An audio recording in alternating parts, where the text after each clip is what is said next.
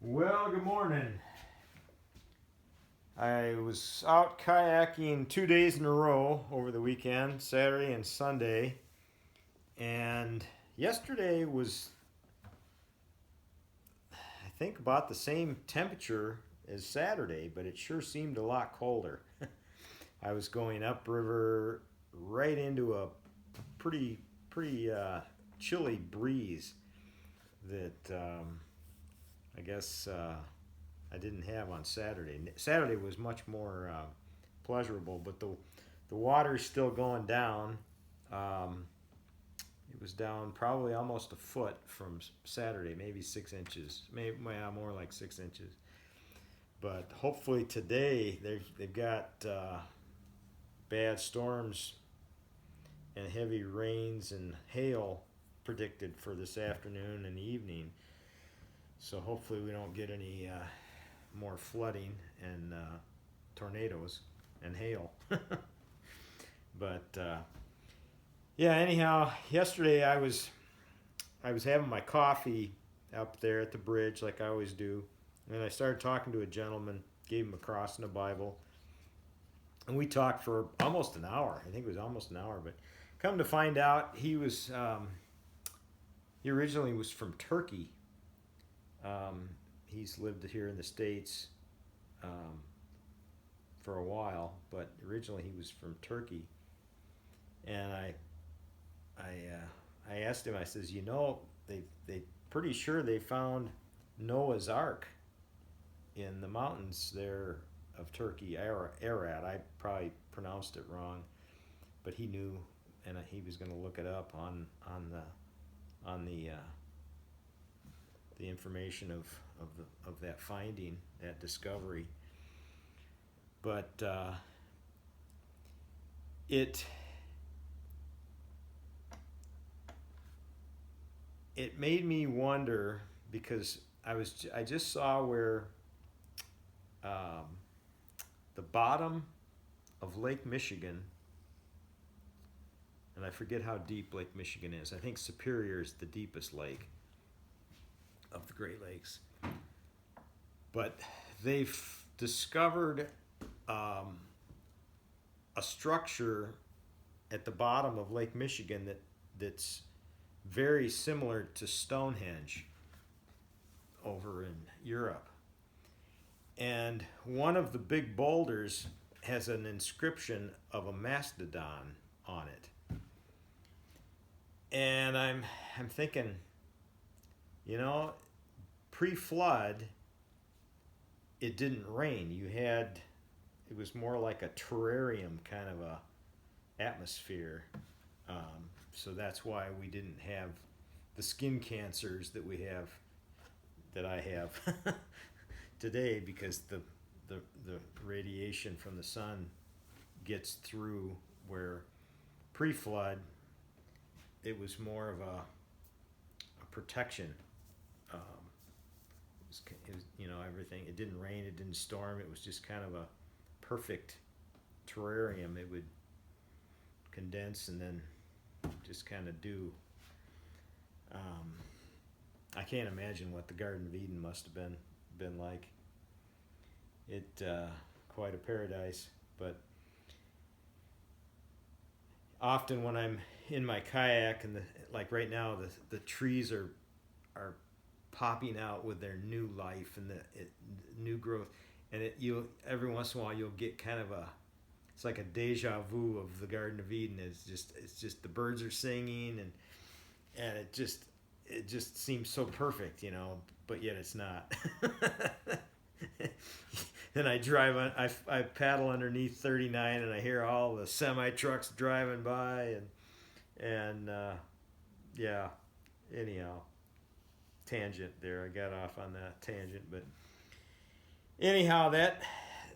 So I'm thinking, obviously, there was more land mass pre-flood. If they were able to uh, build a Stonehenge on the bottom of Lake Michigan. So, but I'm going to read just a few verses here from Genesis 9, because all that's happening in the Middle East goes back to this event. It's verses 18 through 28. Noah's descendants. The sons of Noah who went forth from the ark were Shem, Ham, and Japheth. Ham was the father of Canaan. These three were the sons of Noah, and from these the people of the whole earth were dispersed. Noah began to be a man of the soil, and he planted a vineyard. He drank of the wine, and he became drunk, and he lay uncovered in his tent. And Ham, the father of Canaan, that's, I believe, Palestine, Lebanon, Gaza, that area. Ham, the father of Canaan, saw the nakedness of his father and told his two brothers outside. Now, what he did to him, you have to read between the lines, but we kind of know by Noah's reaction when he wakes up.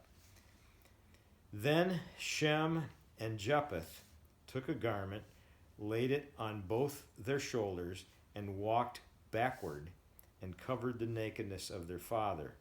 Their faces were turned backward, and they did not see their father's nakedness. When Noah awoke from his wine and knew what his youngest son had done to him. Obviously, that practice was probably rampant pre-flood. He said, "Cursed be Canaan, a servant of servants shall be to his brothers." He also said, "Blessed be the Lord, the God of Shem." Shem is the Abraham, Jesus, the descendants of Abraham. "And let Canaan be his servant. May God enlarge Japheth," that's us, the European line.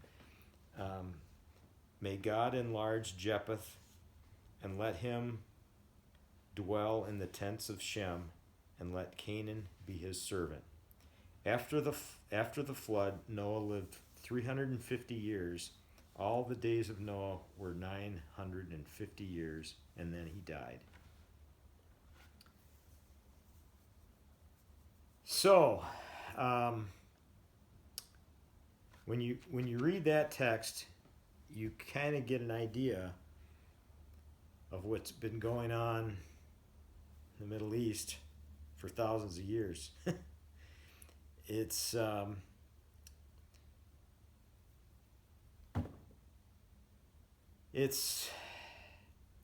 seems evil wants to, in Scripture it says, it's talking about evil one, Satan, came to lie, cheat, and steal of the creation of what God created. And he does that in the same ways throughout the history of man. Perversions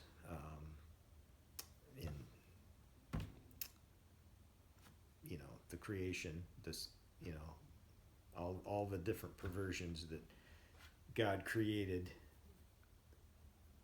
he wants to flip them upside down and make them perverted. And also our faith, with false teachings and false prophets. And that was the one question I asked the gentleman that I was talking to, because obviously some of the same scriptures I read, he reads, and some of them I don't. It's a different how they view this, and I told him flat out. I said, without this, without the new covenant, without for God so loved the world that he gave his only begotten Son, that whosoever believeth in him shall not perish, but have everlasting life. Without that, I'm like Peter when Jesus asked him, "Whom do you say that I am?" And Peter answered, "Thou art the Christ, the Son of the living God." Where else, without that, where else can we go? That was Peter's point. Thou art the Christ, the Son of the living God. So I guess if that's not the case, and those 500 witnesses that, or 400 witnesses that saw him rise and saw him being taken into the heavens there on Mount Hermon, if that's not the case, Paul, I think Paul puts it, we are the most pitied of all people. But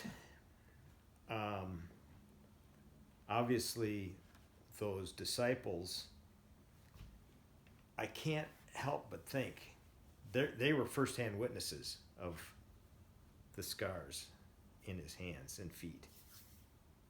Otherwise, I don't think they would have died in the manner that they did. Some were hung upside down, some were beheaded. And I guess that's why the angels are marvel at us, because we have not seen that, but yet we still have faith and believe. And I guess I will end it there. I hope that makes sense. So I've been pondering that ever since I was paddling back home. Alrighty, you all have a good one, and God bless. Stay safe out there. It might get kind of nasty with the storms, so take care.